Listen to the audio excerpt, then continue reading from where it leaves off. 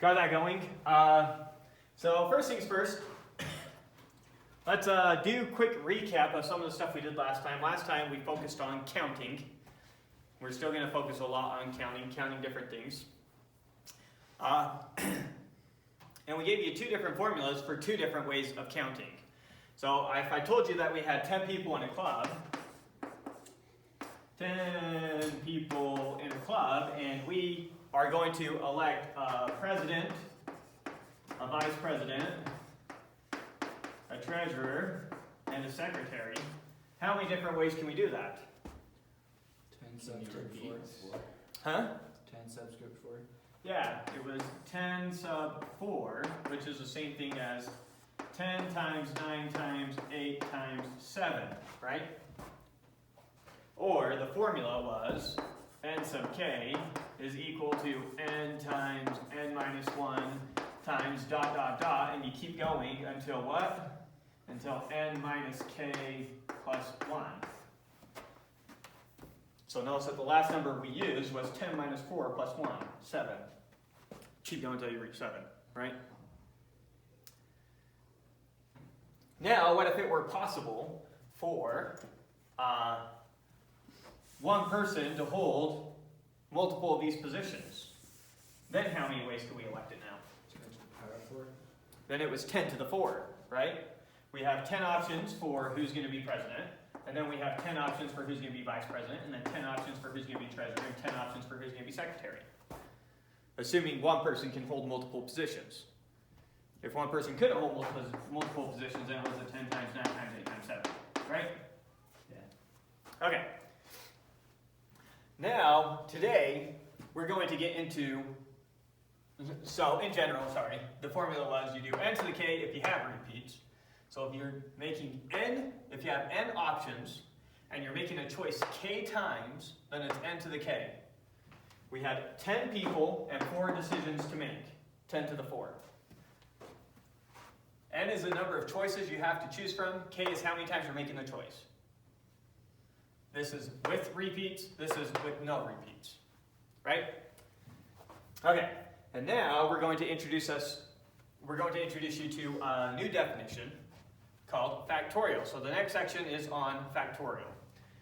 N and an explanation point after it is called n factorial. We read the symbol as factorial. What is n factorial? It's n sub n, where n is any natural number. Right? So what is 5 sub 5? 5 factorial. 5 times 4 times 3 times 2 times 1. Perfect. Which is exactly what we mean by 5 factorial. Now, there's an intuitive way that we think about factorials. We think about it as the number of arrangements we can make on some set. So, there's 5 of us in this room. How many different ways could we line up all 5 of us, put us in some order? How many ways could we arrange the 5 of us in some line? 5 factorial. You can think about it as putting us in a list, right? Whoever's name we write here is first. Whoever we write here is second, third, fourth, fifth, right? How many options do we have for who's first? 5. Then someone's first. So how many options are there for second? 4. And then you see 3, 2, 1, right? Yeah, but you could still arrange them in any way. Right. Any of us could be first. So we have 5 options for who goes first. Right? Yeah. Now, once we pick who's first, there's 5 ways we could do that. But once we decide one of those 5, now we got to choose who's second. And now there's only 4 people left to choose from. Right? Yeah. Etc. So that is intuitively the way that we think about factorial. N factorial counts the number of ways we can arrange n objects in a list. Does that make intuitive sense? And that's the type of counting. When you read some problem and you need to do some sort of counting, if the counting is arranging in a list, your first thought should always be factorial. Factorial, factorial. Right? Make sense? Yeah. All right. So intuitively, what do we think about n factorial? It's how many ways to arrange n objects in a list. Okay, example, 5 factorial, we already did that. What's 5 factorial? 190. 5 times 4 times 3 times 2 times 1. And then you said that that was what? 120. 120. 120, right? 2 times 3 is? 6 times 1 is? 6, Times 5 is? 30. Huh? 30. 30, Times 4 is? 120, That's one way to think about it. Or you can combine those two. 5 times 4 is? 20. And these three are 20 times 6. 120. However, it's easiest to think about it. Anyways, there we go. Okay, so now we have, well, one special case before we get to 0 factorial. What's 1 factorial equal to? 1. 1. Wonderful. Okay. How many ways can I arrange one person in a list? One way. Just stick them in the list. Okay. Now, 0 factorial. What about 0 factorial? What do you think that is? 0. Empty set. What's a question we could associate with 0 factorial? How many ways can you sort 0 people into the list? How many ways can you arrange 0 objects in a list? 0 ways. And I'll show you that one way right now. Like that. An empty list. Is that 0 ways or is that one way? 0. That's one way. yeah. I showed you it. If I could show you a way we can do it, it's one way. Right? It's 1. The answer is 1. 0 factorial is 1. How many ways can you arrange 0 objects in a list? There's one way you can do it. That way, right there. Put them all in an empty list. That's the only way you can arrange them. Oh, wonderful. There's another intuition for why we can think about empty products as being 0. Typically, when we talk about an empty product we always think about as 0. So let me try and give you more intuition for that. Imagine that I have a bunch of numbers written up on this board. And I want all of you to work together to figure out what the total sum is. Well, you could break those numbers up into a bunch of pieces. You could agree Jeremy's going to take these numbers, Chandler's going to take these numbers, Debbie's going to take these numbers, etc. You can add up all your individual groups of numbers, and then once all of you have added up your individual groups, you can then add up all your numbers. Right? Yeah. So if Debbie adds up all her numbers and they come out to 10,000 and yours come up to 2,000, you can just add those numbers together, and that adds up your whole group. Right? Now, imagine that you guys were rude and you didn't leave any numbers for Debbie. So when I was adding up all your numbers, I say, what was the total for you, what was the total for you, and we're adding them all up. What should we use for Debbie's number then? If she adds up no numbers, what do we add on to your guys' numbers? 0, right? That's with addition. Now let's ask the same question again with multiplication. We could do a similar thing. I can say, I want you guys to figure out the product of all these numbers. I give you some list of numbers. 2 times 3 times 4 times 5 times 2 times 7 times 9 times 6, whatever. You could once again break it up again. You can agree, Jeremy, he's going to multiply these numbers together, and Chandler, he's going to do those ones, and Phoenix, he's going to do those ones, and Hayden's going to do those ones, and Debbie's going to do those ones. Let's go. And we're going to multiply them all together.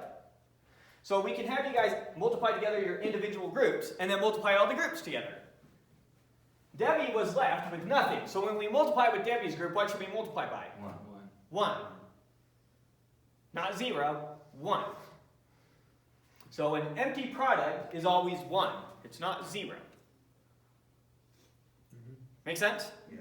And that's kind of intuition. Why? One more way you can think about it is, well, 1's a multiplicative identity, so if you don't want to change the multiplication, we use 1. However, it appeals to your intuition. So 0 factorial is 0, right? No. No. No, it's 1. Yes. Okay. Now, shoot. You guys probably have never seen sigma notation, have you? Summation notation, sigma notation. Let me just draw it and ask if you know what I'm doing here. K equals 2 to 6 of 2k. How many of you have seen something like this before? How many of this, that's just crazy math? Alright, so that's crazy math. So let's go over this notation. This is called summation notation. It's a way of writing a really big sum really quick. Let me, well, no, we'll do this one and I'll show you how it could easily be useful. So here's how you do it. K here, you're going to have your dummy variable, so the variable here is the same as the variable here. We could have put an x in both those places, we could have put a k. K is a very common number that we put there. You with me? Okay, so we're going to substitute in, for all the k's in this expression, whenever we say k is equal to here, which is 2. So first thing I'm going to write is 2 times whatever our value is for k, which is 2. And then I'm going to add, and now we're going to increment the value of k by 1. So now k is going to be 3. And we keep incrementing the value of k by 1 until we reach the value that we wrote at the top. So k is going to go from 2 to 6. The way that we would read this is we're going to do the sum of 2k from k equals 2 to 6.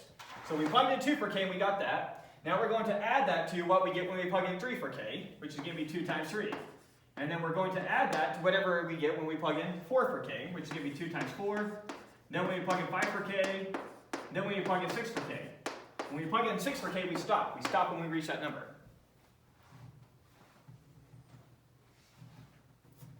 Okay. So this is equal to, and now we can evaluate the sum.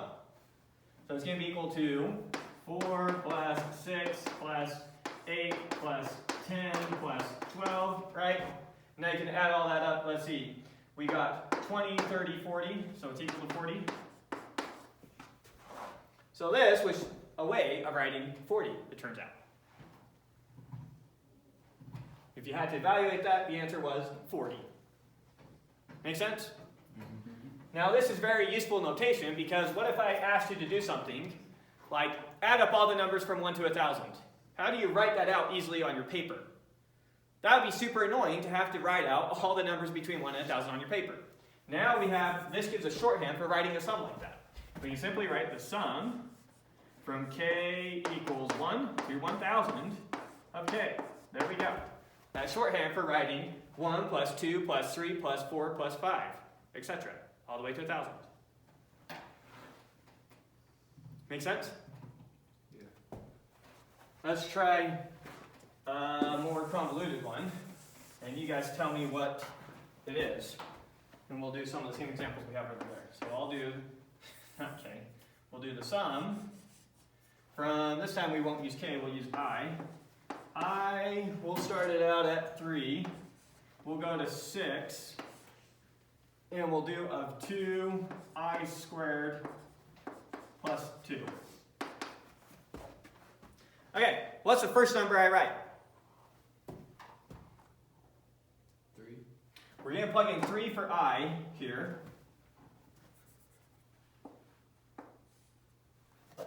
When we plug in 3 for I, what do we get? What's 3 squared? 9. 9 times 2 18, plus 2. 20. So when we plug in 3, we got 20. Everyone following that? So my first term is 20. Now what do I plug in for I? 4. 4. So what's 4 squared? 16. Times 2 32. plus 2. So the second number here is 34. Now what? 5. Plug in 5. What's 5 squared? 25. What's the whole thing? 50 to 48. 50, 48? 58. 52. 52. 52. 25 times 2 is 50, plus 2. 14 does not work. That's so 52. All right, are we done? No. Okay. What's that? 6. 36. So what is it? Come on. 72. 74. 74, thank you. 6 squared, 36 times 2, 72 plus 2, 74. Right? Nice and easy. What's the next number? That's it. Oh, that's it. We're done. We did from I equals 3 to 6, and now we're done. So that's what the sum is, and now you can figure out what that's equal to. Is there any way to make the I increment go more than 1? Or It's is just it- notation. So you got to be clever about it. So, for example, if I said, what's the sum of all the even numbers from 1 to 1,000? Now you have to be clever in how you write that. And the way that you would write that sum is the sum from, we'll use k again, k equals 1 to 500, since there's going to be 500 evens, of 2k. And so now that would be 2 plus 4 plus 6 plus 8 plus 10 all the way up to 1,000. So the notation is what the notation is, always increments by 1. If you need to do something different, you just got to be clever with how you write it. Okay, so that is summation notation. Now we're going to do the exact same thing again. This time we're going to use product notation. Oh, I skipped something. I skipped this definition. So we'll come back to product notation in a second. One more definition. So going back to 0 factorial business. 0 factorial, I told you it's equal to 1. I tried to give you a little bit of intuition for why it's equal to 1. The author puts a lot of effort into trying to make this quick with your intuition that 0 factorial is 1. So if you read the section, he's going to try and give a lot of explanation to try and make it quick in your head why this is the case. Now, if you're still bothered by that, if you still hate it, there's another way that we often define factorial. It's not the definition in this book, but it's a common one in mathematics. Most authors don't try to make it appeal to your intuition. They just say, here's your new definition. So a common definition for n factorial is it's n times n minus 1 factorial, where 0 factorial is defined to be 1. This is what we call a recursive definition. It's logically equivalent, just a different way of saying it. So using this definition, let's write out something. Let's figure out what 3 factorial is. Using that definition, what is 3 factorial equal to? 6. No, 3 Just times 2 times 1. 3 times 2 factorial. Using that definition exactly. You see? N factorial is equal to n times n minus 1 factorial. 3 factorial is equal to 3 times 2 factorial. Right? Now we got to figure out what 2 factorial is. What's 2 factorial equal to? 2 times 1 factorial. What's 1 factorial equal to? 1 times 0 factorial. Using this definition right here, it's n times n minus 1 factorial. Okay. Keep going until we get to 0. Now 0 factorial is defined to be 1. So here's the full definition. So it's a recursive definition because it defines all the terms all the way down until you get to 0 factorial, which we then know is 1.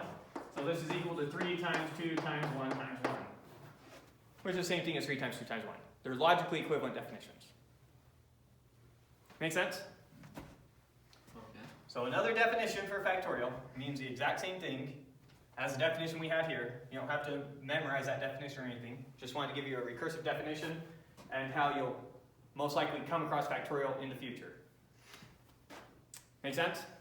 Okay, so now we talked about summation notation. So next we're going to talk about product notation. Product notation is almost identical to summation notation. Product notation, we use a capital pi instead of a capital sigma. So this is the product of all the numbers from k equals 1 to n. So you plug in 1 for k, and you multiply it by what you get when you plug in 2 for k, and you multiply it by what you get when you plug in 3 for k, dot, dot, dot, you multiply it by what you get when you plug in m for k. So it's 1 times 2 times 3 times 4 times 5, dot, dot, dot, times n. Or in other words, this is another way of writing n factorial. Everyone follow that? Yeah. So another way of writing 5 factorial would be the product from k equals 1 to 5 of k. That's equal to 1 times 2 times 3 times 4 times 5. Product notation. Okay, cool. So with that, let's try one. Tell me what this is. Tell me what to start writing. So we have the product from k equals 1 to 7 of k. 1 times 1 2 times 2 times 3 times 4 times 4. 5 times 6 times 7. Perfect.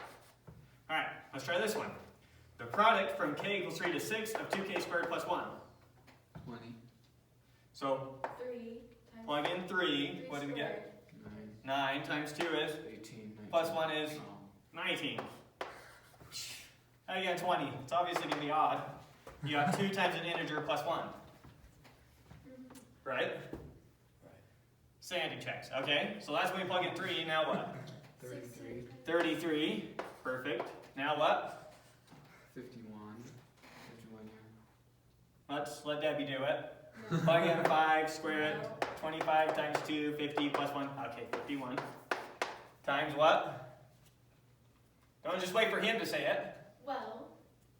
That's why we're pausing. Everyone gets a turn. He took his. I did mine too. Phoenix. 65. Try again. What's 6 squared? 36. 36. Okay. Double it. 72. Oh, yeah. Plus 1. 73. There we go. Alright. Let's try one more. The product from k equals 1 to 0 of k. Is that How one? do you do it? How do you do it? That's 0. It's 1. It's an empty product. Oh. Oh. What are all the numbers you get multiplying from k equals 1 to 0 of k? Nothing. There aren't any numbers you multiply. It's an empty product. It's 1. Or if you look at how this was n factorial, this is just plugging in 0 for n. It's the same thing as 0 factorial. It's an empty product. It's 1. That's the biggest gotcha when it comes to these things, remembering an empty product is 1. Our intuition wants to say 0, 0, 0, 0, 0. Turns out 0 is a bad answer. Good? Okay, so that's it for factorial. There we go. Already covered the whole section.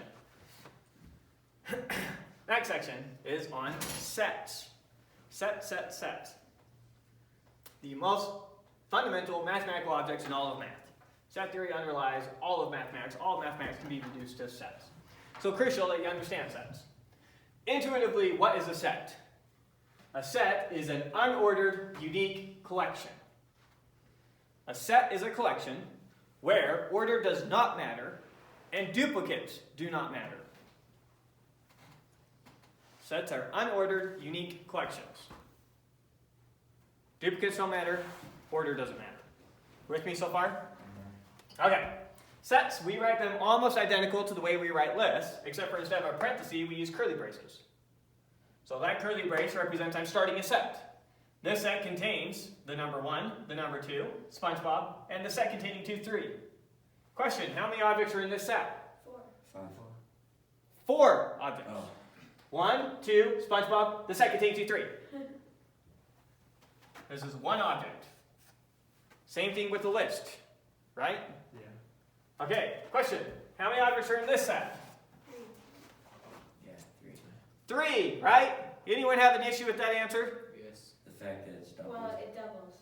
But Right. So it doesn't No. matter. Repeats don't matter in a list. Sets Or in a set, sorry. Don't let me accidentally say list. We're talking about sets. If I ever say list, I'm lying. Sets. We're talking about sets. How many objects are in this set? 3. 2 objects. There's 1 and there's 2. Putting another 2 in there doesn't change anything. Sets, order doesn't matter in a set, and duplicates don't matter in a set. This set still only has 2 objects in it. Oh, I see. Oh. Good? Mm-hmm. So this has 4 objects. Wait a second. Shouldn't this only have 3 because we have a 2 there and a 2 there, and repeats don't matter? No, because Because that's a set. Right, this is a set containing 2, 3. So we have 2 in there and we have a set containing 2, 3 in there. Those are very different things. Not even close to the same thing. They happen to have a similar symbol on both of them, but that's like thinking 5 somehow close to S, because they look similar. Now, completely different things, right? Okay, now we have some notation that I've already been using 100 times with you guys, but now we'll introduce it where the author does. When you see X, that symbol A, that means X is in A. X is in the set A. Or X is an element of A, or X is a member of A. Common ways that we'll say this. So true or false? 1 is in the set containing 1, 2, 3. Yeah, Yes. true. All right. 1 is not in the set containing 2, 3. True. Yes. Okay. The set containing 1 is in the set containing 1. True. You sure? Yes. Yes. What about if I got rid of that? Is it still true? Yes. Yes. Yeah, it would. Yes. No, it's not. What is in this set right here? Tell me what's in this set. A Set containing 1. So not 1. The set containing 1. Yeah. Very different things. Very. The way that S and 5 are different. Okay. So no, 1 is not in that set. The set containing 1 is in there. That's a completely different thing from 1. A human being wearing a hat and a hat are 2 very different things. Right? Okay. So, you're going to tell me in or not in for the gap here. Is the set containing 1, 2 in the set containing 1, 2? Is it in? No. Yeah, it's in there. Look, 1's in there, 2's in there. The set. But is the set containing 1, 2 in there? No! That's Oh. so smart. Oh! We just had this conversation. Let's have it again. You trick me even when I'm right. Believe your reason, not my words. If my words don't make it make sense to you, don't believe it. Trust your own brain. All right. Is this true? 2 is in that set. No. If you guys screw this up, I'm going to lose it. No. It's 2 in the set. No. No. No, it's not. 1's in there, and the set containing 2, 3's in there. Good. I'll have to lose it. Okay, we thinking now? You're not going to fall for any more trick questions? That's what you think. For sure. All right. All right, okay. Set equality. What does it mean for two sets to be equal? Sets A and B are equal if and only if, remember the two if and only if, every element in A is an element of B and every element of B is an element of A. Question, true or false? This set is equal to this set. True. True. Yeah, Order true. repeats don't matter. And order doesn't matter. Oh, really? That's all great. Wonderful. You're getting your intuition from there. But now let's look at the definition. Set A and B are equal if and only if every element in A is an element of B. Let's check that. We'll call this one over here A, this one over here B. Oh, so they're not equal because... Is 1 in B? Yes. Is 2 in B? Yes. Is 3 in B? Yes. Is 2 in B? Yes. So every element in A was in B. Yes. Now let's check the other direction. Is every element in B in A? Is 3 in A? Yes. Is 2 in A? Yeah. Is 1 in A? Then they're equal. So here's the exact definition. What I gave you up here was just intuition to help you remember. Here's the definition for when two sets are equal. So those two sets are equal. They're identical. They're the same set. Okay. So they have the same number of objects in it. Okay. So how many objects are in this set? 3. 3. Count them. Okay. Okay. We're good?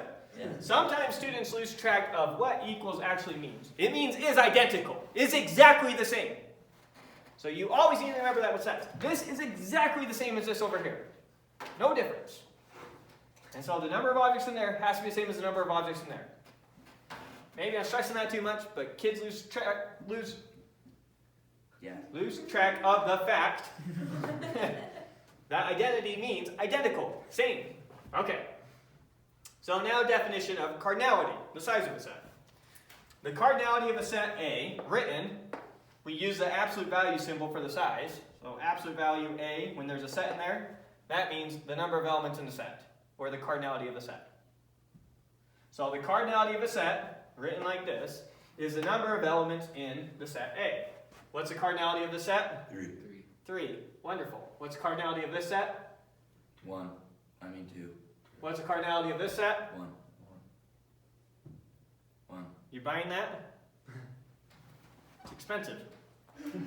What's the cardinality of this set? 4. What's the cardinality of this set? 3. 2. Oh, I didn't say that. 2. All right. Think you're getting it. Okay. Now another definition. The set A is said to be finite if and only if the cardinality of A is an integer. When is a set finite? When its size is an integer. So let's see. Is this set right here finite? The set containing square, triangle, and the set containing 1, 2, 3? No. Yes. Is this set finite? Yes. Oh, no. Well, Yes, it is. How Yes, many yes, elements it are is. in the set? Yes, it is. 4. That's the amount, not what. 1, 2, 3, 4. We're No, counting that one there's twice for some 3. reason. Oh, 3. I said 3. Oh, I heard 4. Okay. You said 4.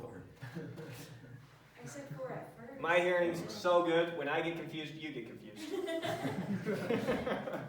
Okay, that's 3. Is So- 3 an integer? Yes, that's fine. So this is a finite set. Okay, let's try this one. What's the size of the natural numbers? Infinite. Infinite. Is that an integer? Yeah. Infinity is an integer? No. You're just gonna get both answers every time, huh? Is infinity an no. integer? No.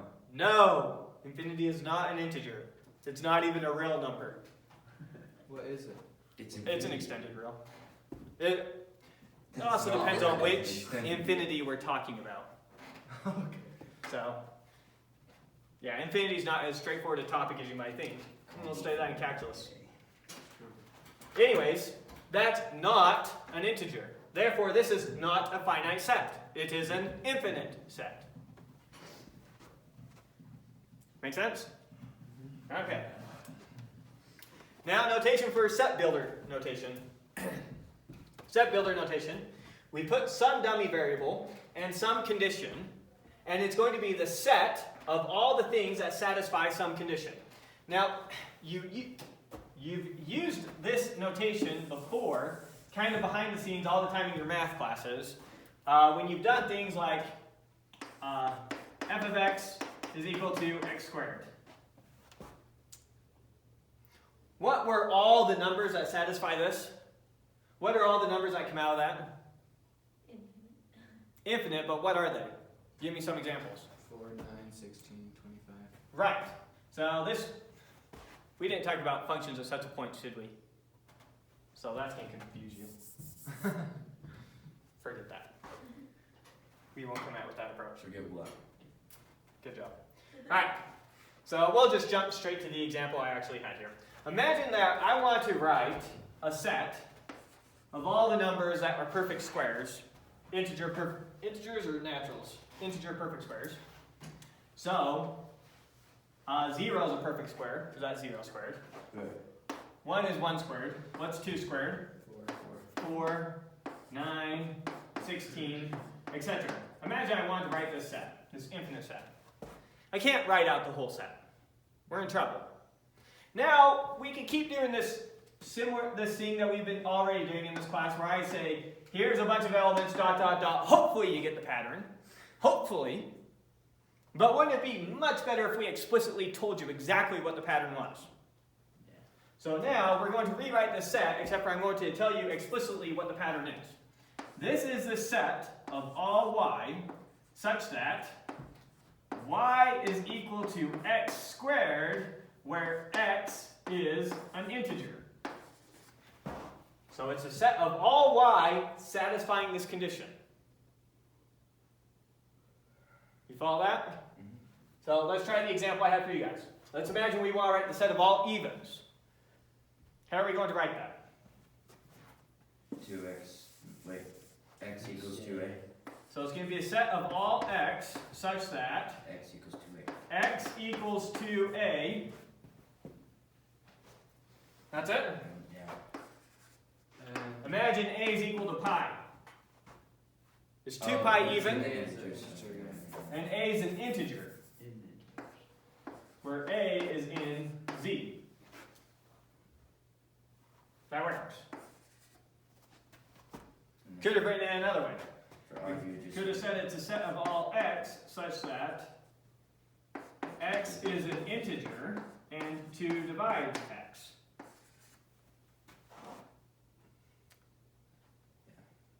Make sense? Yep. Now, when we write set builder notation, it is very commonly the case that we write our dummy variable here, and over here our first condition just says the dummy variable belongs to some set.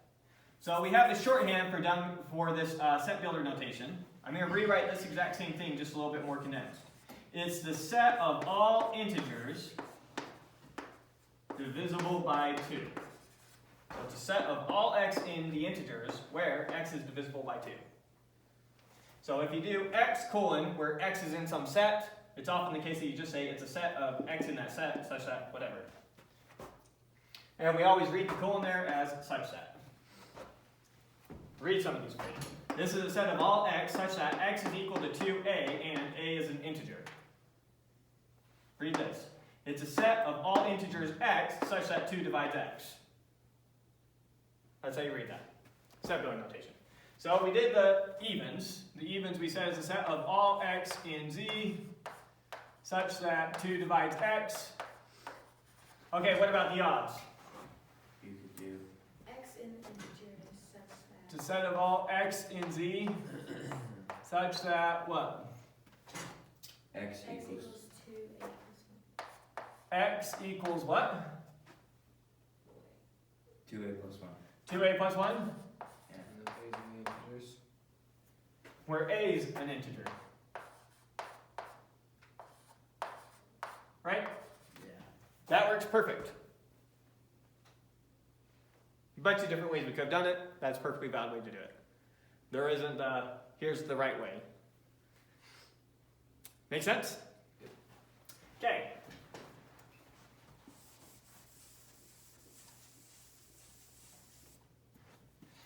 And then we'll talk about subsets, and then we'll do some proofs. So subsets. We say that A is a subset of B, written A is a subset of B, provided that every element in A is an element of B. Is this a subset of this? No. Yes and no. Let's see. What does it mean for A to be a subset of B? It means every element in A is in B. Is 1 in B? Yeah. Is 2 in B? Yeah. Then it's a subset. Let's look at this one. Over here. That's yes. Is this a subset of this? Yeah. No. Oh, No. It's no, not. it's not. You gonna flip or you gonna stick with your answer? It's a no. I said no. You stick with no? Yes. I'm sticking with no. You want to bet on There's a lot of e's there, or 3. No. It's a no. it? The answer is no. Let's look. 1. Is 1 in this set? No. No. 2. Is 2 in that set? No. No. If we were to switch this 2 as a member of, then the answer would be yes. So that one happens to be true. So if they're equal, then are they subsets of each other? Perfect. A common definition for set equality is A equals B is defined to be, that means it's defined to be logically equivalent to, A is a subset of B, and B is a subset of A. That is a perfectly valid way to define set equality. It's not the way we happen to define it, it's a logically equivalent way. I think one of your homework problems is to prove that. Not sure. And we could just look like that. No, this would be another way to define it. Oh. It's the way I actually prefer to define it. But it's not the way they define it, although they almost define it that way. Really close. But yes, you're correct. Okay, so that's what we mean by subset. So let's do a quick proof now using some of our concepts. So let's look at a couple sets. The set E equal to, what is E equal to? X X in in the the integer integer such such that that 2 divides 2 X. divides x. So what is E? Odd. Uh-oh, What? even. All the odds, right? Even. All the odds that are divisible by 2? Even. Okay, those odds. The even ones. Okay, Even on. so this is the set of all the evens. And F is the set of what? See if you can figure out what that's saying. The set of all integers. Such that z equals a plus b. All even numbers. Z is equal to A plus B, where A and B are odd. Right. So this set, F, is a set of all the integers that can be expressed as an odd plus an odd. Which is an even. It's even. E is a set of all the evens. We're going to prove that these two sets are equal. Okay. And hopefully your intuition is already telling you, obviously. Yes. That's great. Now we just need to prove the darn thing. And you need to know how to prove it. Your intuition, you can't go right on proof, it's obvious, exclamation point. Now. So we need to prove this. If we're going to prove this, we need to go back to our definition of equality. How do we prove that these two sets are equal? What do I need to show? Logically equivalent to each other. But what exactly do I need to show here? They're subsets of each other. Equality. Basically, yeah. I need to show Are you missing anybody? Nope. Welcome. I need to show that everything in this set is in this set, and then I need to show that everything in this set is in this set. That's the definition of equality. How do I know that set A and B are equal? I know if and only if every element in A is an element of B, and every element of B is an element of A. So I need to show that. Okay. So 1, let E and F be the sets given.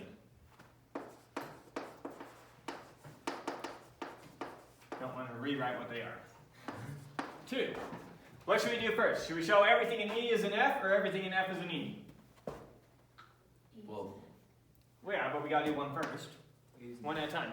E is an F. So I need to show everything that's in E is also in F. How am I going to show that?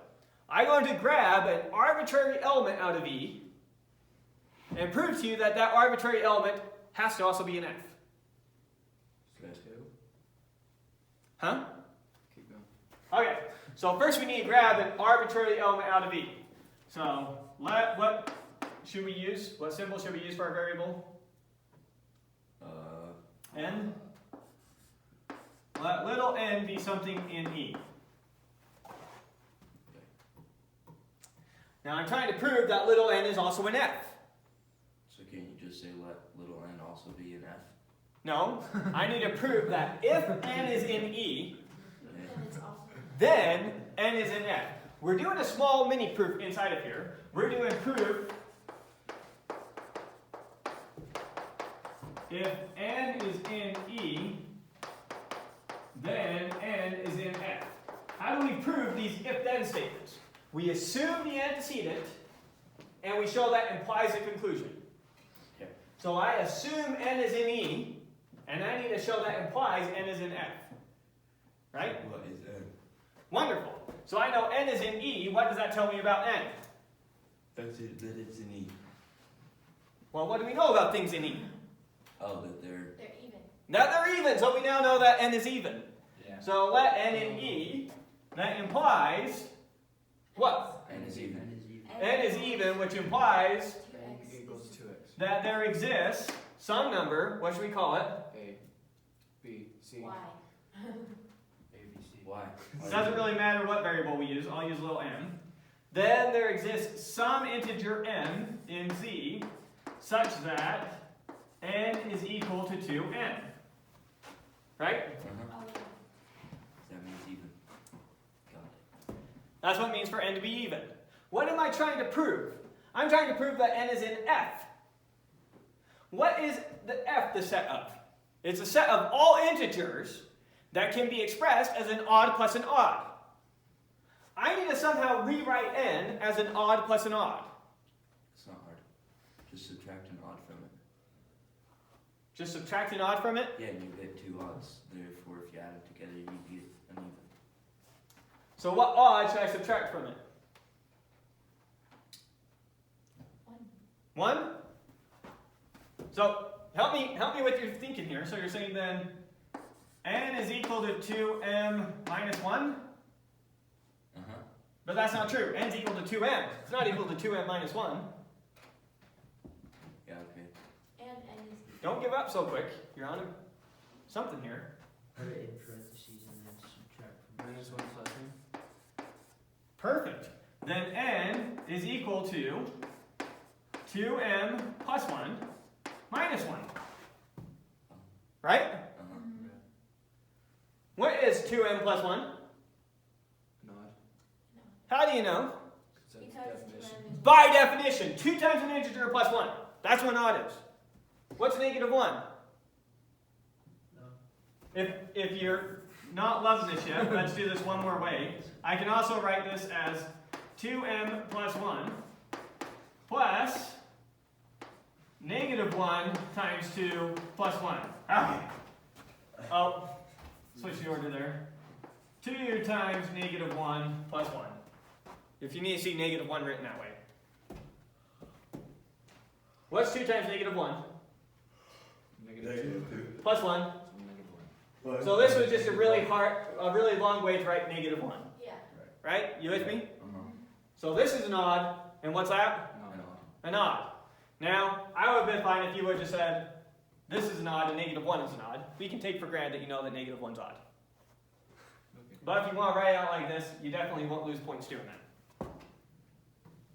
Okay. Good? Yep. 4. Then n is the sum of 2 odds. And must be an F. 2 odds, which implies that n is in F. Perfect. So we just really showed that if n is in E, then n has to be in F. We can grab any random thing out of E, take it through this process, and we'll be left with something that's for sure an F. Everything in E is an F. We just really showed that E is a subset of F. Right? Now we need to go the other way. We need to show that F is a subset of E. So now we start by grabbing something random out of F and show that implies that it's an E somehow. So 5.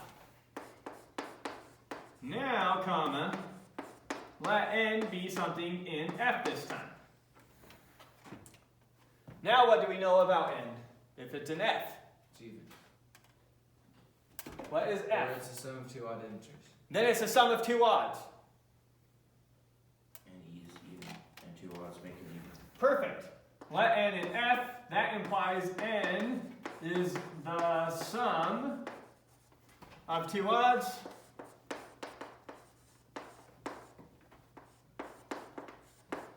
Which implies n is even. You did that in your homework. Right? In your homework, you proved an odd plus an odd is an even. Which implies that n is in E. 6. Therefore, E is equal to F. And we're done. Any questions on that proof? Now don't be as lazy in your writing as I am here. I'm writing lazily because I'm talking to you at the same time. And you can obviously follow what I'm saying.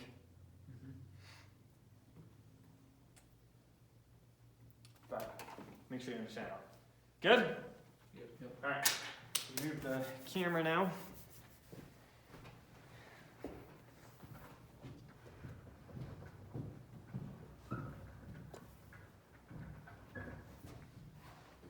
No, let's do more.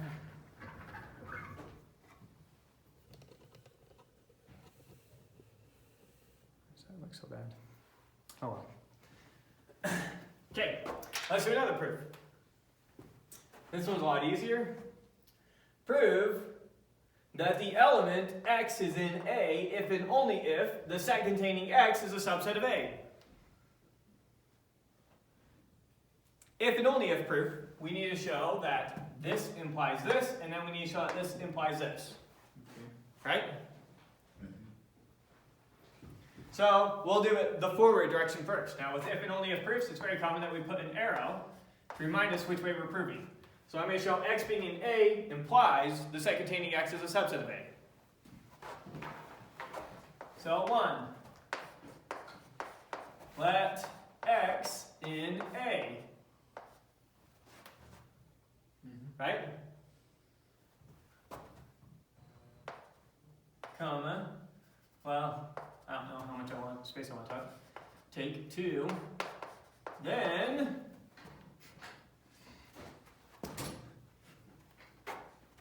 I don't know if there's much more explanation that we can give. Then all elements, since I'm tight on space here, I'll just put comma and observe that all elements in the set containing x are in A, which implies the set containing x is a subset of A. Follow that? let x in A, and observe that all the elements in the set containing x are then in A, therefore the set containing x is a subset of A. Now let's go the other direction. 2. Let the set containing x be a subset of A, comma, and then x is in A. I don't know what else to say. The point of this proof wasn't to be a very hard proof. The point of this proof was to cement in your head what exactly it means for x to be an A versus what it means for a set to be a subset of A. So, nice, simple. You won't get problems that simple in your homework. Maybe not, I don't know. Okay, good with that? Alright, next concept we'll be talking about. New definition. Pythagorean triples. So, a list of 3 integers, a, b, c, is called a Pythagorean triple if and only if a squared plus b squared equals c squared, where a, b, and c are integers. Example. 3, 4, 5. Is that a Pythagorean triple? Yeah. How do you know? What's 3 squared? 9, What's 4 squared? 16, What's 9 plus 16? 20. Is that 5 squared? Yeah. Okay, so it's a Pythagorean triple. What about this one? Is that a Pythagorean triple? No. Let's check. What's 5 squared? 25. What's 12 squared? What's 25 plus 144? 169. 169. What's 13 squared? 169. Oh, so it is a Pythagorean triple. Okay. Surely I wouldn't give you 3 Pythagorean triples. What about this? Is this a Pythagorean triple? Yes. Yes? 36 Oh, yeah. No. 94. What's 36 plus No. 64? No, it's not. 36 plus 64 is 100. Oh, yes. 100! Yes, it is. Oh, I was like, Which is 10 squared. Yes, it's a Pythagorean triple. Surely it probably wouldn't give us 3 in a row. Surely not. Well, this one should be obvious since this one was, and this is just scaling it all up by 2. Yeah. If you were to draw it as a triangle, it's the same triangle. If I have a triangle where this is 3, this is 4, this is 5, just change my units from feet to half feet. Well, now this is 6 half feet, this is 8 half feet, this is 10 half feet. Half feet? Yeah. If it was Half feet feet, before, 6 if it was 3 feet by 4 feet by 5 feet, then it's 6 half feet by 8 half feet by 10 half feet. The Pythagorean theorem still has to be satisfied. Or if it were in terms of meters, and I change my units to centimeters, then this would be 300 centimeters, this would be 400 centimeters, and this would be 500 centimeters. And so 300 squared plus 400 squared is 500 squared. Right? Just scaling up the triangle. So you should be able to come up with an infinite number of these nice and easily. You don't know your Pythagorean theorem? I kind of do. That we get. I mean, I don't recognize them the second I see them, but I thought that's the one theorem you can count on kids knowing from school. At least they'll know the Pythagorean theorem. Nope. All right. Well, that's not good. You should know your Pythagorean theorem. uh-oh. We'll do that last. Just draw a triangle here to remind me. All right. We'll prove the Pythagorean theorem. It's not a hard proof. Every kid should see it at least once. Okay. So these are Pythagorean triples. All right. Now we're going to do a proof. Proof that's going to sound super hard and complex. Turns out it's a really easy proof. It's one of those proofs that it looks so scary you don't dare start, but once you start, everything just falls into place. So let's see what we're proving. If P is equal to the set of all Pythagorean triples, so it's a set of lists of 3 integers, such that the first integer squared plus the second integer squared equals the third integer squared. Where those are integers, sorry, I didn't specify those are integers, but they're integers. Right. And T is equal to the order triples P, Q, R, where P can be expressed as x squared minus y squared, Q can be expressed as 2xy, R can be expressed as x squared plus y squared, where x and y are some integers. Then, everything in T is also in P. Okay, that looks like a nightmare. yeah. So first off, let's get a sense for something in T. Give me an X and a Y. Two integers, doesn't matter what. PQ. 5 and 2. 5 and 2. What did you say? So I'm going to say X is equal to 5, Y is equal to 2. Let's see the corresponding element in T. So the corresponding element in T is, what's P going to be then? P is X squared minus Y squared. What's that? 21. Q is 2xy. What's that going to be? 20. And R is x squared plus y squared. What's that going to be? 29. That's R. So it better be the case that 21, 20, and 29 is a Pythagorean triple. Why? That's what we're proving. We're proving everything in T is also a Pythagorean triple. So we just barely figured out some random element in T. What are the elements in T? They're the ordered pairs, the ordered triples of P, Q, R, where P is equal to x squared minus y squared, Q is equal to 2xy, R is equal to x squared plus y squared, where x and y are some integers. So we picked two random integers. We found P, Q, and R. So here's an element in T. Now, is this a Pythagorean triple? Can we choose smaller numbers? Can we choose smaller numbers? 5 and 2. Sure. Does no one here have a calculator? I do. What's 29 squared? 841. 841. Okay, so they are. Because this is 441, and this is 400. Oh. Well, hold. Okay. So it worked. Let's pick one more set of numbers. This time we'll pick smaller numbers and see if it works again. Give me an x. 2. 1. We'll pick like a 3. And we'll make y 2. Okay? Still nice and small. Alright. So what's our p going to be? Our first number? It's going to be 5. 9 minus 4 is 5. What's q going to be? 12. 12. And what's our last number going to be? 13. And we already did that one. We already talked about that as one of our Pythagorean triples. Lo and behold. Okay? So now we need to prove this for any element in T. Okay, I'm satisfied. That seems impossible. How on earth are we going to do this? Find out. Well, it worked. Why? I don't know.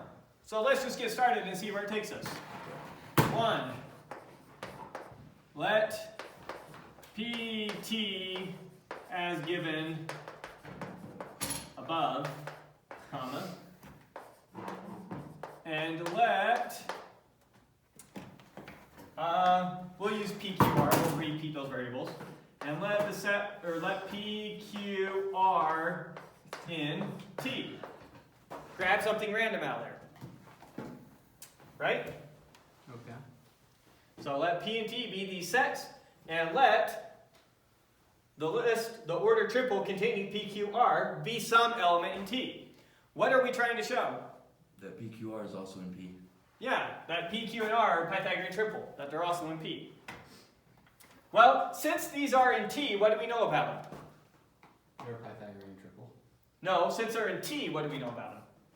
What do we know about all the elements in T? That P equals x squared minus y squared. Perfect. So then we know that there must exist some integers x and y in Z such that Satisfies the conditions. P is equal to x squared minus y squared, Q is equal to 2xy. Q is equal to 2xy, comma, R is equal to x squared plus y squared. and R is equal to x squared plus y squared, right? Right. Now, what do we need to show in order for this to be a Pythagorean triple? We need to show that P squared plus Q squared equals R squared. Oh, well. If this number squared plus this number squared equals this number squared, it's a Pythagorean triple. That's easy. Right. So 3. Then P squared plus Q squared is equal to what? R squared. Well, let's actually calculate it and show it equals to r squared. Okay. We need to prove it equals r squared. So what is p squared? Here's p. What's p squared? X squared minus y squared squared. This whole quantity squared, right? Yes. Which is x to the 4 minus 2x squared y squared plus y to the 4, right? Yeah. Right. Am I losing you there? Yeah. Oh, right there. If you have a minus b squared, that is equal to what? A squared plus B squared. You're just shooting in the dark guessing. Holy cow. Okay. Let's Distributing the square across the let's board. think exactly about what this means. A minus b squared means exactly we have a minus b times a minus b. That's exactly what it means, right? Yes. A minus b 2 times. A minus b times a minus b squared. So okay. is that not A squared plus B squared? Well, I don't know. We got to figure it out. Now we got to distribute. You have to use your distribution rule, Okay. right? I've got to distribute a to both these things, and I've got to distribute negative b to both these things, and add up the results, right? So we distribute the a to the a. What does that give us? A squared A squared. We distribute the a to the minus b. What does that give us? minus AB Negative ab, right? minus AB. So I did a times a. I did a times negative b. Now I need to do negative b times a. What's that? Negative BA. Negative ba or negative ab, same thing, right? Doesn't matter what order. Totally. And now what's negative b times negative b? B squared. Positive b squared. You follow that? So that's where I got positive B to W. Now combine like terms. We have a negative ab, we have a negative ab. How many negative ab's do we have? That's 2. 2. 2. We have 2 negative ab's, or we have negative 2 ab's. So this is a squared minus 2ab plus b squared. Follow that? Indubitably. So, if I have x squared minus y squared squared, then that is the same thing as a minus b squared. Plug that in for your a, plug that in for your b. Okay.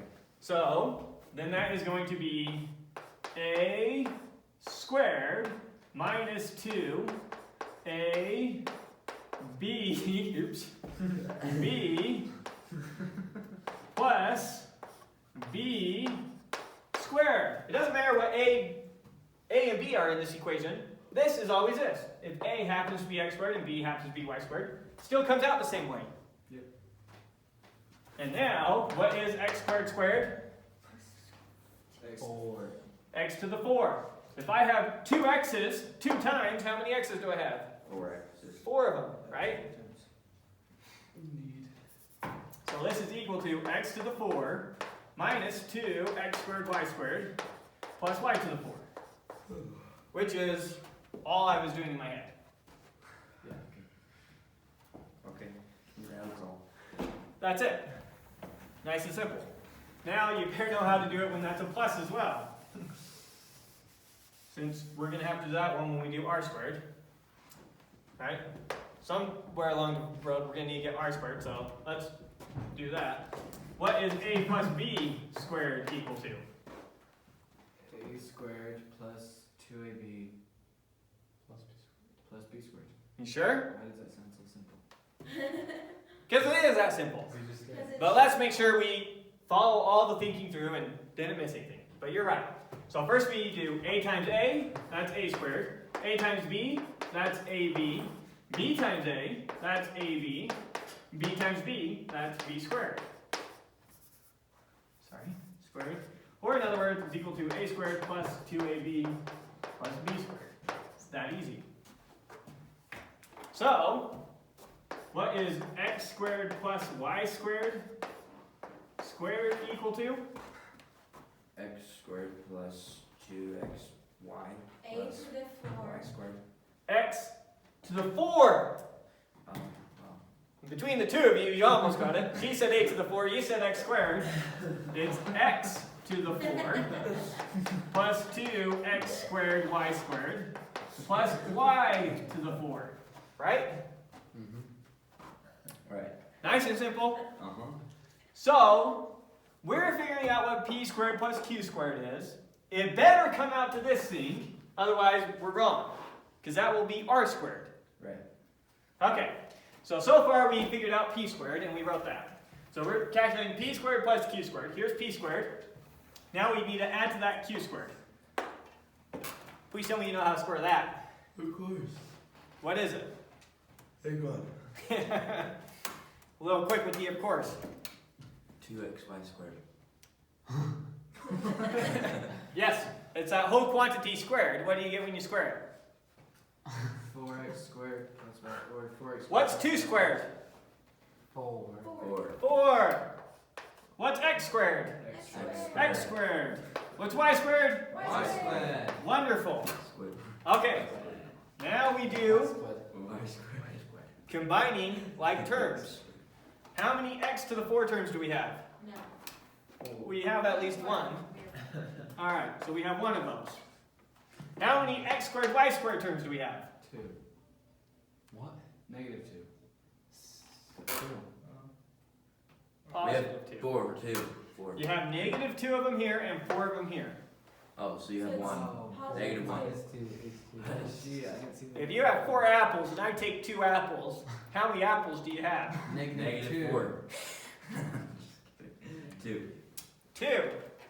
Negative 2 and 4 is 2.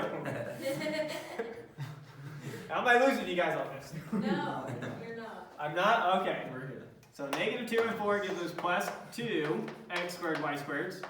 And then we have 1 y to the 4. Which is equal to R. x squared plus y squared squared, which is equal to r squared. 4. Squibbles. Therefore, what do we call it? PQR? Therefore, PQR is in P, which implies T is a subset of P. And we're done. Right? Okay, that wasn't too bad.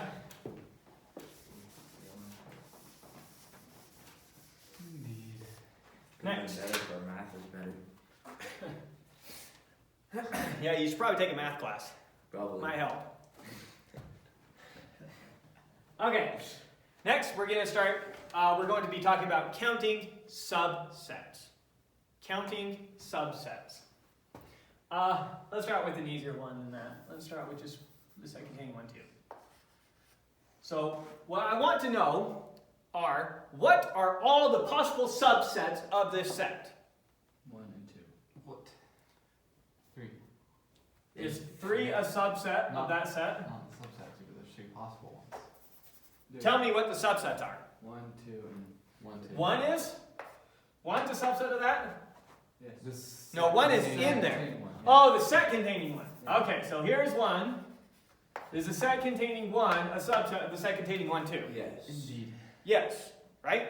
Yes. What else is there? Second. The set containing 2. The set containing 2. Epsilon. What else is there? Is it called epsilon? Oh, you're thinking about the empty string? Oh, the empty string? That's what we use epsilon for. The But he's, set containing. what he means is the empty set. Is there not a word for that? Isn't that epsilon? No, but there's a special symbol. It's called the empty Oh, that's set. right. Just the empty set. Yeah. Because, yeah. Okay. I assume that you were thinking of this symbol, Yeah, which we that's use what for I the was empty thinking. string. But that's, which is the symbol for the empty list. But that has nothing to do with this class. Okay, so there's 3 subsets. Are there any more? Yeah. What? The set containing 1 and 2. The set containing 1 and 2. Is this a subset of this? No. How do we check? What does it mean to be a subset? Back to our definition. Subset. We say A is a subset of B, provided that every element in A is an element of B. Is every element of this an element of this? Yes. Oh, then it's a subset. So then, Okay. in that case, then, another subset would be 1, 2, 1, and 2. up. So we also have the subset So there's an infinite 1, amount 2, of 1, possibilities. 2. No, we already wrote this one. Yeah. It's right there. Yeah. Okay. Those are identical. No difference. Okay, They're so equal. what about 1, 2, 2, 1? Same thing. It's right here. Same thing. What about Repeats 2, and 1, order 2, doesn't matter. 2? Well, that's It's right here. No duplicates. Duplication. Okay. It's on- All the same thing. That's why I stress that is identical thing. That's what equal means. It's all identical to this exact thing right here. So we already wrote all your infinite thoughts with one symbol, or one collection of symbols. Okay? There's all the possible subsets of that. So now let's do it for this set. Set 1, 2, 3. Set 1. Let's try and have some sort of order to this. So let's start with the empty set. Well, that doesn't matter. Here's our symbol for the empty set now. I'm never going to write those squiggly braces with nothing between it, because I hate writing squiggly braces. Set 1. The set containing 1, The set containing 2. the set containing 2, The set containing 3. set containing 3, Set containing 1, 2. 1 and 2, The set containing 1, 2, 3. the set what? Containing 1, 2, and 3. 1, 3. He says 1 and 3. Okay. Then you could do 1, 2, and 3. Then you can do 2 and 3. 2 and 3, And 1, 2, and 3. You could do 1, 2 and 3. It's a lot of squiggly braces. Yeah, I hate it. Okay, what else? What is good using squiggly braces? They wouldn't straighten teeth. Would 1 and 3 work? Oh, no. We already have that. Squiggly braces. They wouldn't straighten your teeth. Yeah, but they make it look cool. What else is there? Or for Halloween. We have them all? Get ready for your head for Halloween. Has to be 3 times 3. There's to be The costume's gonna have. There has to be 3 times 3. There has to be 9. And we only have 8 written there.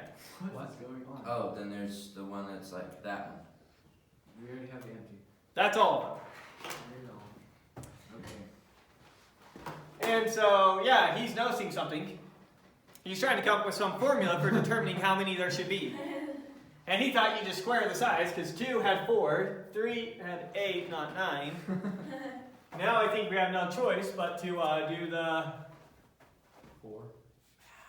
put the 4 here. See if it's 16. If we put the 4 here, Then it's 12. then how many sets do we get? You're so All these are still subsets, right? Yes. Yeah. Now I'm just going to rewrite all those sets again, this time adding a 4 to each one. What? You don't have to add. When we add a 4 to this set, what do we have? 4. Just 4. The set containing 4. If we add a set to this set, what do we have? Set containing 1, 2, 1, 4. 1 and 4. And I can keep going dot dot dot doing all these It's just 2. until I write the set containing 1, 2, 3, and 4. And now we have them all written. So it's So when I added one element, how many more subsets did I create? The same. Doubled amount. It doubled them, It just right? squared it. Yeah. So if I had 8 when there was 3, how many do I have when there's 4? 16. So And if I did 5, then we'd have 2 to 5. 2 to 5, which 32. is 32. Alright, and if we had a 10 element set, 2 to 2 to 10, which is pretty dang big. 1024, Yes. And then 2048. 2048. 2048. Makes me wait for the guy to say hike. What, why? Never gets it. One thing I get is Alright. So in general, if I have a set with n elements in there, we list all of them out there. If I have a set with n elements, 2, 3, dot, dot, dot, n, then what's the size of the set? Not the size of the set, sorry. How many possible subsets are there? And 2 to the power 2 of to the n. end. 2 to the n. Yeah. So if we have an n element set, it has 2 to the n possible subsets. Indeed. You with me? Uh-huh. Now we're going to prove that. And here's the intuition for it now.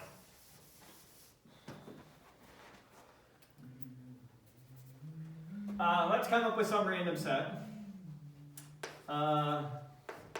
Triangle, circle, star. There's a random set, right? Yeah. How many possible subsets are there of that set? 8. 8. And now we're going to prove that. And we're going to show you how to actually count this. The way that I'm going to do this is, for each subset, I'm going to create a corresponding 3-element list specifying whether a particular element is in there. So let me show you what I mean. So one possible subset, I'm going to write the subsets on the side over here. One possible subset we could have is the empty set, right? Yes. So I'm going to represent that set as saying, no, we don't have the triangle, no, we don't have the circle, no, we don't have the star. Okay. Give me another subset really quick of this. Triangle. Triangle, circle. Triangle, circle. I'm going to represent that as, Yes. yes, we have the triangle, Yes, we have a circle. yes, we have the circle, No, we don't. and no, we don't have the star. And you see that for every subset gives me a different list of 3 elements where all my elements are y's or n's. Mm-hmm. Okay, Right? what's the point in it Huh? though? What's the point in it though? What's the point of it though? So for each one of these lists, how many options do I have for what goes here? 3. 2. 2. Oh, yeah. A yes or a no. Or a maybe. Oh, Do I include the triangle, yes or no? So I have 2 options. okay. Yes. Do I include the circle, yes or no? 2. 2 options. Do I include the star, yes or no? 2. 2. So it's the exact same thinking you already used to count lists. How many possible lists can I make with just y's and n's of length 3? 2 times 2 times 2. 2 times 2 times 2. 8. You see that? Uh-huh. So that's how we count these things. So if I instead had a list of 5 elements in there, 1, 2, 3, 4, 5, how many possible subsets can I make? 5 to the 2. For each of these elements, I have 2 choices. I have 2 choices. It's 2 to the 5. 2 to 5. Do I include the 1, yes or no? That's 2 choices. Do I include the 2, yes or no? Do I include the 3, yes or no? Do I include the 4, yes or no? Do I include the 5, yes or no? 32. And once we have a particular choice, maybe we did yes here, no, no, yes, no. That gives me 1 and only 1 subset. That spits out the subset, 1, 4. 1, 4. So every possible subset is corresponding to 1 and only 1 of these 5 lists. List of 5 elements. Make sense? And we already know how to count lists. So since we know how to count lists, then now we know how to count subsets. Okay. It's true. Pretty cool? It's really cool. So if A is a set such that the cardinality of A is n, then it has 2 to the n possible subsets. Right? Yeah. That's what we're going to prove real quick. Good? 1. Let A be a set, comma, and let n be the size of A, whatever it is. 2. I'm going to relabel all the elements in the set A with my own elements so I have something to reference them with.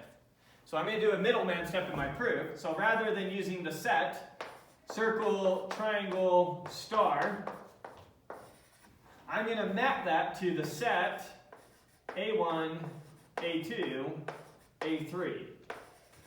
Just so I can talk about the elements. Because right now, A, what is in A? I have no clue. Right? Mm-hmm. So A is something like this. I have no clue what's in it. I'm going to create some set like this, where for each element in A, I may create some symbol. Each element, I create some symbol. That way I can talk about the elements. Notice that this has the same number of subsets as this thing. Okay. So I may prove the number of subsets of this set are 2 to the n, and therefore the number of subsets of this set are 2 to the n.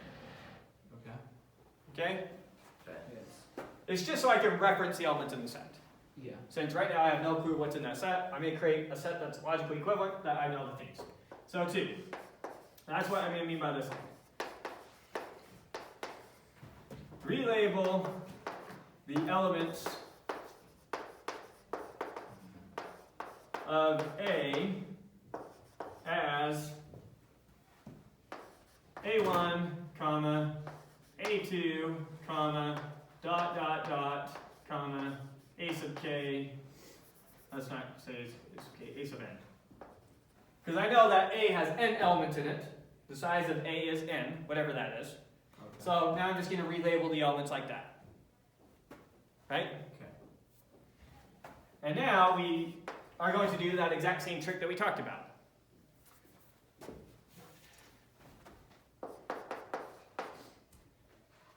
We're going to, what's the best way to say this? We're going to create a list of, maybe I'll say for each subset. For each subset of A1, comma, A2, comma, dot, dot, dot, comma, AN.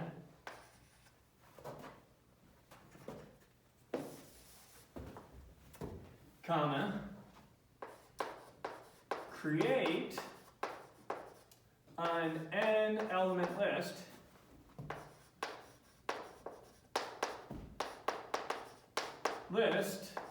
of, and we can continue with y's and n's the same way that we were saying, y's and n's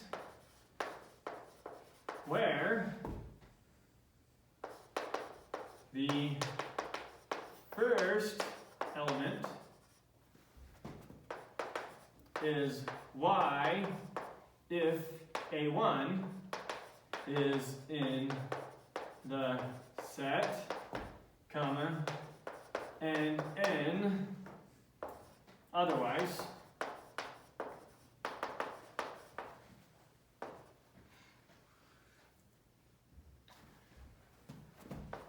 How can I say and continue doing this?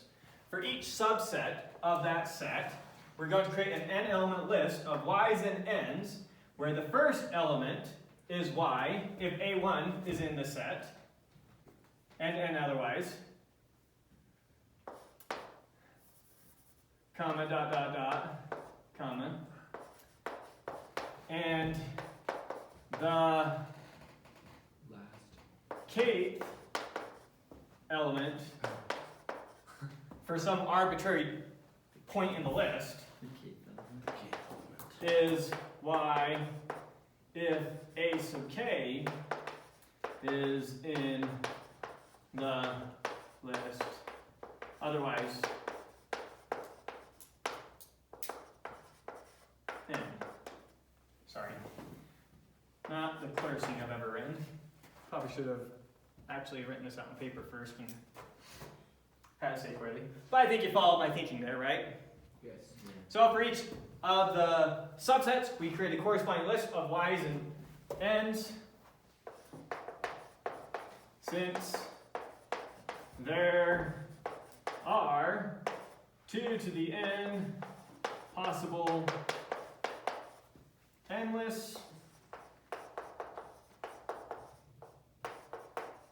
there are 2 to the n possible subsets. Okay. Terrible proof, not a great explanation, but not as worried about it since I took you through all the thinking ahead of time. This should definitely have more explanation. Should have thought of a cleaner way to write that. But hopefully you've got the intuition for you. Yes. Yes. And it's clear to you how to count the number of subsets for a particular set. That's clear to you? Yes. Good. Because now we're going to introduce some notation for what we call the power set.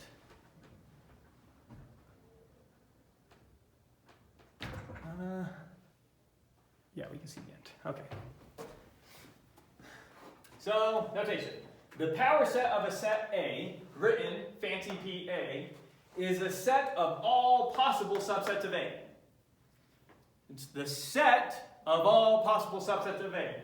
So the power set of the set containing 1, 2, 3 is the set of all possible subsets.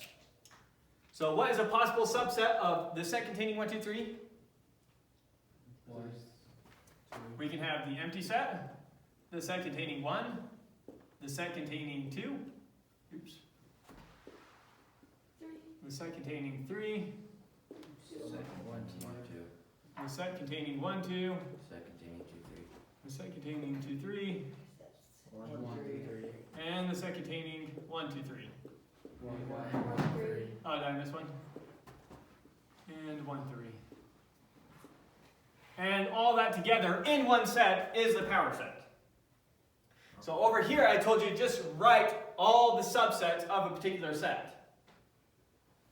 Put them together in one set, and that's called the power set. So the power set of A is the set of all possible subsets. That make sense? Okay. Terrible, terrible, terrible notation, sometimes used. I'll avoid it as much as I can, but you will see it a couple times in the book. Rather than writing the power set of A this way, they sometimes write it as 2 to the A. So you might see notation like 2 to the 1, 2, 3. That is notation for the power set of this set.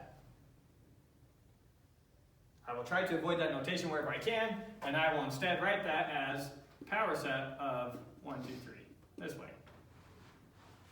Logically equivalent, you may see it a couple times. Okay. And so, now note one more thing. What is the size of the power set of A? If A has 3 elements, how many subsets does it have? 8. So, if look at however many elements are in A, then 2 to the A is the size of the power set. If A has 3 elements, then the power set of A has 2 to the 3 elements, or 8 elements. Make sense? Okay.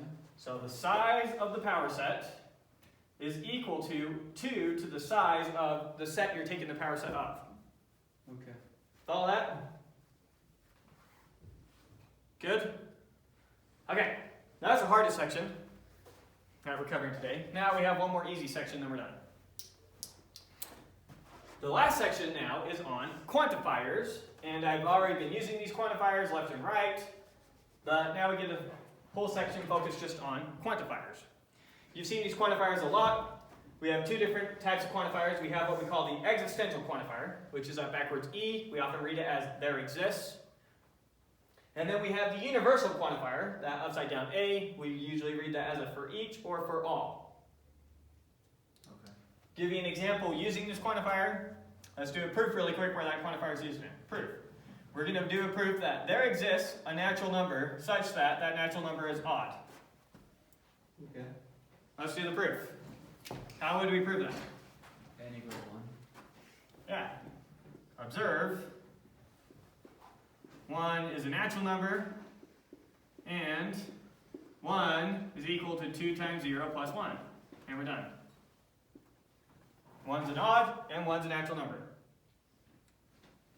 Alright, we just barely proved that there exists n in the natural numbers, such that n is odd. Okay. Good? The proof isn't meant to be anything, it's just get you used to that notation. Okay. Now it should have been something that's stupid, obviously true. If you understand what the quantifier is saying. I was just gonna say you didn't actually prove that n equals 1. You just said 1 equals odd. I proved 1 is a natural number, and 1 is odd. And 1 is N. But that doesn't mean n is 1. N is 1. And we were proving that there exists some natural number that is odd. Did I find a natural number that's odd? N is a variable there. Got It can be anything. Alright. Universal quantifier. For all. True or false? For all natural numbers, n is greater than or equal to 0. True. Is that true? Yeah. Yeah, that's true. Every natural number is greater than or equal to 0. Yeah. There's an example using the universal quantifier. Have you guys seen this one before? This one's new? We've been using this one all over the place, right? Yeah. So it's just this one that's new. This is for all or for each or for every. Times you've used it a couple times. Okay, so for all natural numbers, that natural number is greater than or equal to 0. Quick proof. If A is equal to the set of all natural numbers divisible by 6, then for all x in A, x is even. That's what we're going to prove. If A is equal to this set, then every element of A is even. Okay. Alright, once again, just stupid simple proof, just to get you familiar with the notation. Let x in A, that implies x is equal to 6 times some integer y, where y is some integer, right? Which implies x is equal to 2 times 3 times whatever that y is. Which gives me that x is even. Skipping some explanation, right? If x is in A, that means it's divisible by 6, which means 6 times some integer equals x, which means 2 times 3 times some integer equals x, which means 2 times something equals x, which means x is even. Okay? Bunch of examples, getting you comfortable with these quantifiers. I want you to tell me true or false for each of these statements. And we're going to read these statements to make sure that they make sense. For all x in the integers, or for every integer. For every integer x, for every integer y, x plus y equals 0. False. True or false? False. The sum of any two integers is not 0. Okay, good. For every integer x, there exists some integer y. Every time you finish reading a there exists, you say such that. There exists an integer y such that x plus y equals 0. True. True? Yes. Negative. The negative of it, right. For every x, there exists a y such that their sum is 0. If x is 3, the y is negative 3. If x is negative 7, the y is 7. For every integer x, there exists some integer y such that their sum is even. If I pick an integer, you can always find some integer that makes the sum 0. Should I say even? I mean Yeah. 0. Okay, so this one's true. Let's look at this one. There exists some integer x such that for every integer y, x plus y is equal to 0. False. False. False. There is no magical integer you can find such that no matter what integer I add to it, it always spits out 0. Good? Let's try this one. There exists an integer x, and there exists an integer y, such that x plus y is equal to 0. True. Yeah, you can find two integers that add to 0. Wonderful. Something to note. Anytime you have something like there exists x in A, and there exists y in A such that blah, blah, blah, blah, blah, our shorthand, we have a shorthand of saying there exists x and y in A. When we say there exists x and y in A, that's shorthand for there exists x in A and there exists y in A. Make sense? Similarly, if we say for all x in A and for all y in A, that's the same thing as for saying for all x and y in A. So when you have two of them right next to each other like that, you can combine them into one if you want. Two of them together, you can combine them into one if you want. All right, let's re-say if these statements are true or false when I replace these pluses with times. Just as an exercise to help you get used to these quantifiers. So now we're multiplying them together. And let's actually have each of you read one of these. Debbie, read this one to us and tell us if it's true or false. For every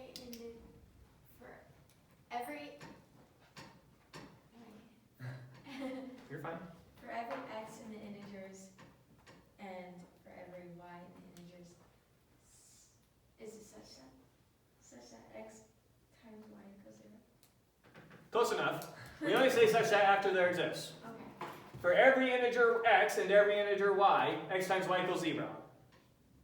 And is that true or false? False. False. All right, Hayden. There exists Starting with this for one. all integers x, there exists y in integers such that x times y equals 0. Is that true or false? False. False. Well, For every integer x, there exists some integer y such that their product is 0. true. True. Perfect. All right, Phoenix.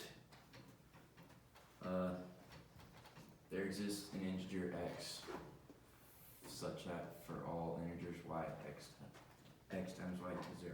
Is that true or false? True. True? What is the magic x such that no matter what I multiply to it, we always get 0? 0. 0. 0 is that magical x that makes that true. Okay, and then Jeremy. There exists an integer x, and there exists an integer y such that x times y equals 0. Perfect. True or false? True. True. Yeah, can we find two integers such that their product is 0? Yeah, perfect. The negative. Sorry, Chandler, you got one. Alright, so that gets you used to these quantifiers. Another thing you need to be comfortable with is negating these quantifiers. We already did this week 1. Let's go back and write it in symbols. So, remember negating, the opposite of, right? What's the negation of all swans are white? No, swan. There exists a swan that is not white. Some swans are not white. Yeah, you can say not all swans are white. That's the easy way to say it. Or you can switch the quantifier there, which is there exists a swan that isn't white. If it is not the case that all swans are white, then there exists a swan that isn't white. Couldn't you just say there exists a swan that's black? That is not the negation. Yeah. Because remember, when you negate a proposition, so if I have x is our proposition, maybe you don't want that, maybe you want something like p. If p is our proposition, then we have not p over here. This is a negation of p. Right, so If p is true, Yeah. not p has to be false. If p is false, not p has to be true. And so, if you said, isn't the statement, some swans are black, A swan. Yeah. a swan is black, you said a swan is black is a negation of this. Let's check that. Imagine that we lived in a universe where all swans were yellow. Would it be the case that all swans are white? No. No. Okay, so some swans are black. No. So it's not the negation. Okay.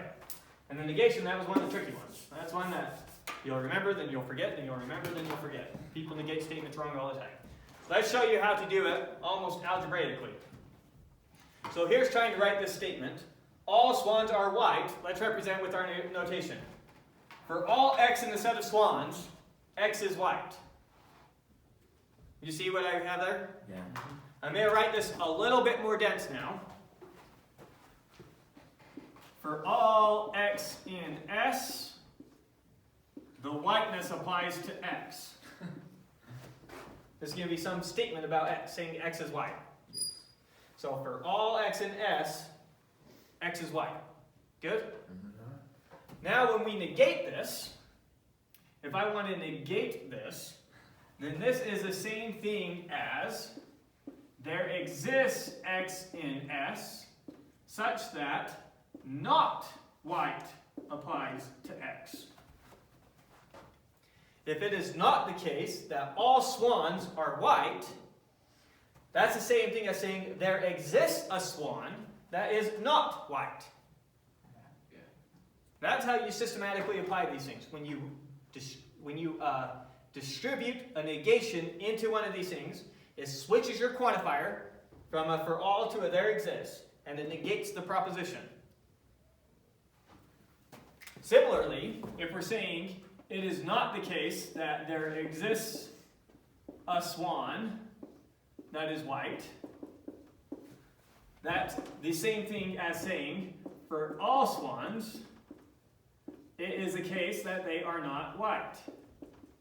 If it is not the case that there exists a swan that's white, what are we saying?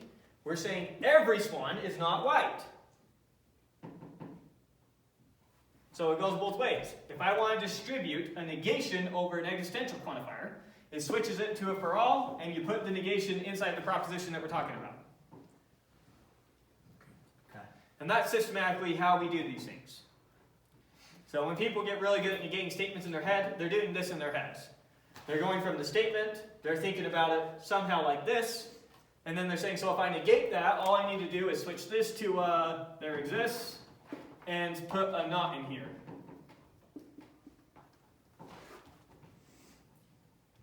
Make sense? Okay. And last thing, Pythagorean theorem, since for some reason you guys don't know this. Pythagorean theorem. Draw two squares. Hopefully you draw the squares roughly the same size so that the picture makes sense.